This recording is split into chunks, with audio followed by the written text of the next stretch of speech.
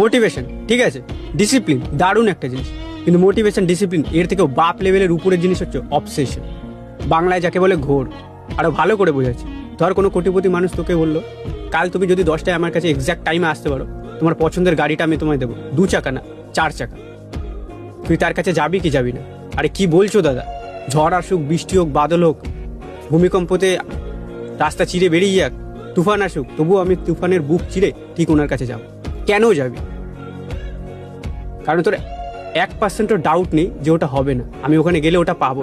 ঠিক সেভাবে আমরা যেটা পেতে চাই আর আমরা সেটা পাওয়ার জন্য যে কাজটা করি, সেটা যখন বিশ্বাসের সাথে জুড়ে যায়, তখন মনে হয় আমি যে কাজটা করছি সেই কাজটা করে তো আমি ওই জিনিসটা পাবোই, 100% শিওর। তখন তোর কাজের প্রতি যে তোর অ্যাকশনটা থাকে সেটা দারুণ।